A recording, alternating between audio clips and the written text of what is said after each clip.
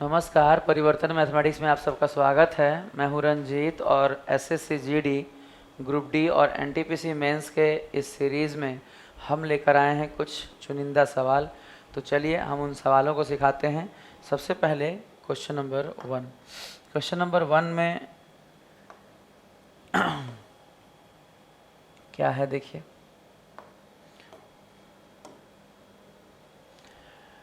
एक बैग में लाल और नीले रंग के गेंद हैं।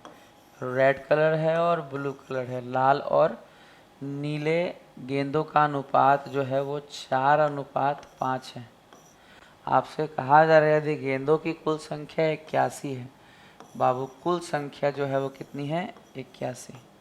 ध्यान दीजिएगा, 4 और 5 9 यूनिट बराबर 81, यानी 1 यूनिट बराबर 9। 1 यूनिट बराबर 9। तो नीले गेंदों की संख्या कितनी है? तो हमसे पूछा गया है कि नीले गेंदों की संख्या कितनी है, यानी 5 यूनिट का मान कितना होगा। 1 यूनिट का मान अगर 9 है तो 5 यूनिट का मान 9 पंचे 45 होगा। यही इस सवाल का उत्तर है। इससे ज़्यादा इसमें कुछ भी करने की ज़रूरत नहीं।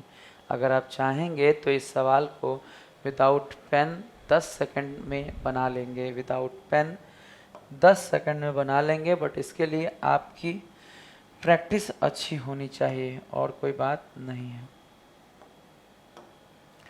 अगर ये सवाल आपको दिखने में दिक्कत कर रहा है तो हम इसे थोड़ा बड़ा कर रहे हैं। देखिए,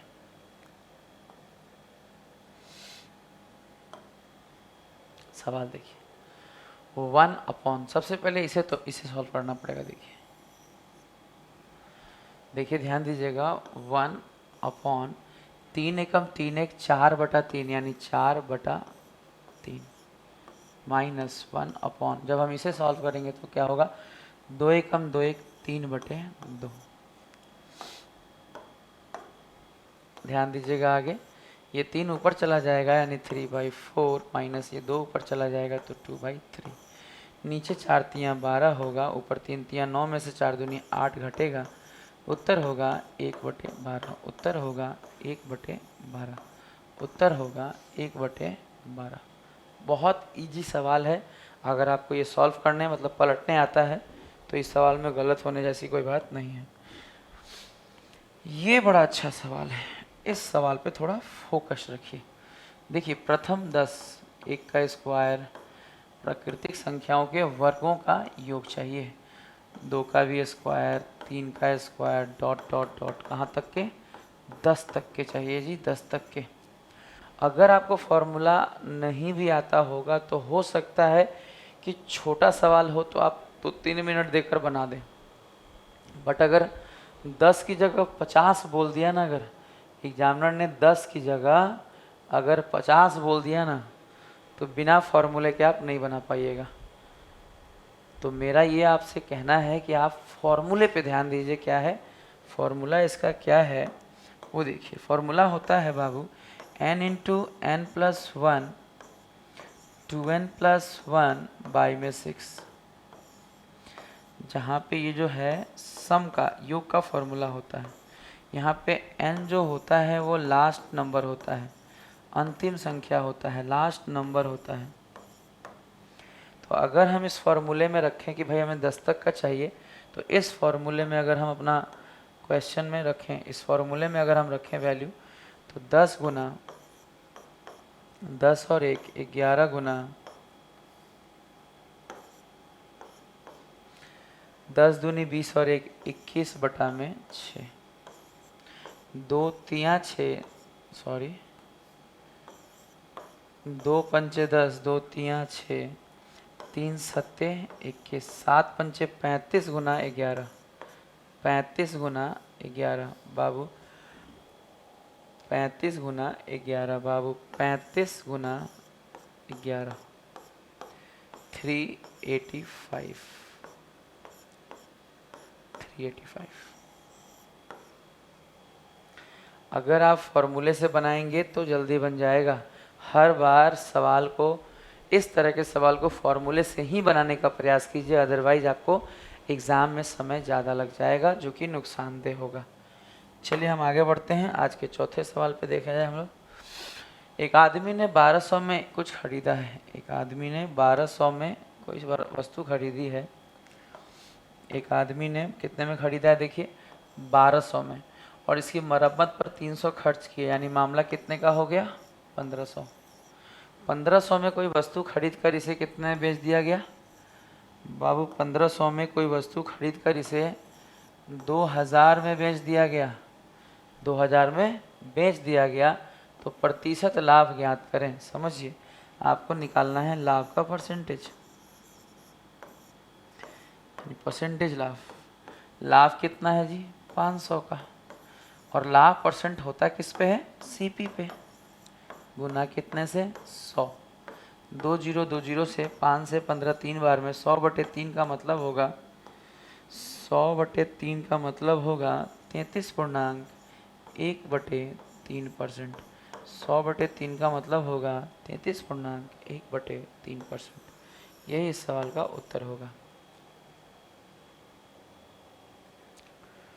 नेक्स्ट क्वेश्चन, क्वेश्चन नंबर 5। आज हमने आपके लिए 6 सवाल चुना था, जिन 6 सवालों में आप सीख चुके हैं 4 सवाल। ये है 5वां नंबर सवाल।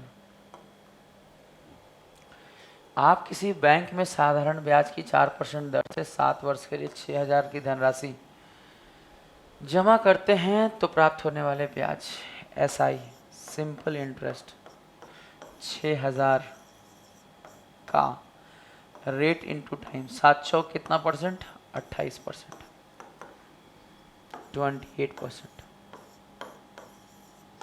2 जीरो कट जाएगा, 6 8 48 का 8 कैरी 4 6 दूनी 12 4 16 1 जीरो यानी 1680, यानी 1680।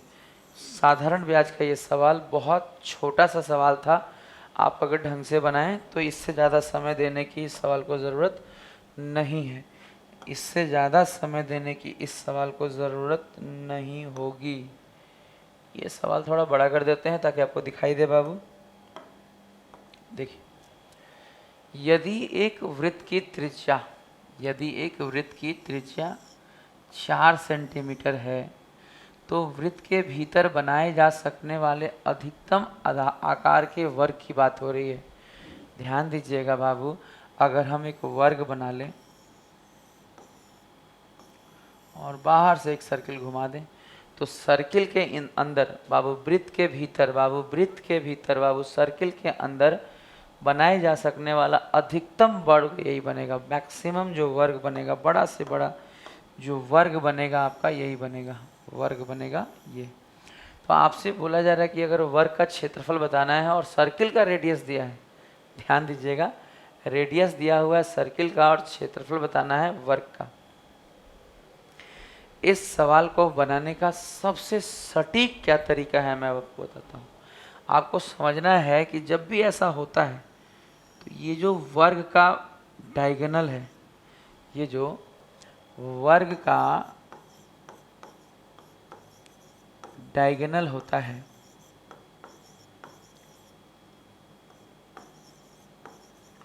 वो बराबर होता है, वर्ग का जो डायगोनल होता है वो बराबर होता है सर्किल के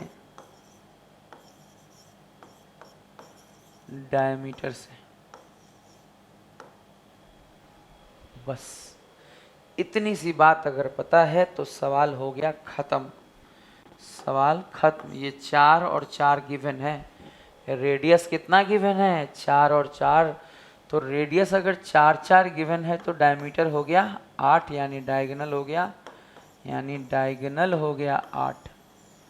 और डायगोनल अगर 8 हो गया तो वर्ग का स्क्वायर बराबर, वर्ग के क्षेत्रफल का फॉर्मूला होता है d²/2 बाबू, d²/2। 2 चौके 8 और 8 चौके हो जाएगा 32। इस सवाल का उत्तर कितने सुंदर तरीके से आ गया, 32। इसे अगर आप इस तरीके से बनाएंगे तो मिनिमम टाइम में सवालों को कर पाएंगे। हम आपके लिए इसी तरह के अच्छे सवाल लाते रहेंगे। आपको हमारा ये कंटेंट कैसा लगा कमेंट बॉक्स में ज़रूर बताएं। Good day and good by two all of you.